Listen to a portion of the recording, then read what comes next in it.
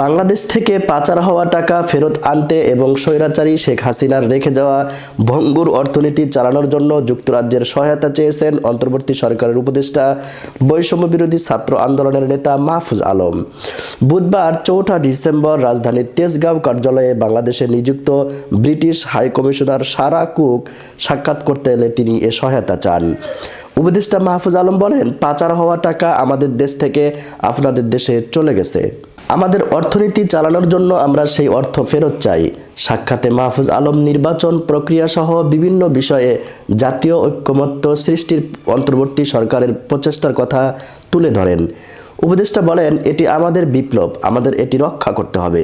তিনি বলেন, জুলাই বিপ্লবের আদর্শ ছিল মর্যাদাপূর্ণ। বহু বছর ধরে বাংলাদেশের জনগণের মর্যাদা ছিল না, সুতরাং এই বিপ্লবের সঙ্গে তাদের আবেগ জড়িত। এদেশের জনগণ সমতা এবং ন্যায় বিচারের জন্য লড়াই করেছে। British high commissioner Sarah Cook অন্তর্বর্তী সরকারের ভবিষ্যৎ চ্যালেঞ্জ এবং একটি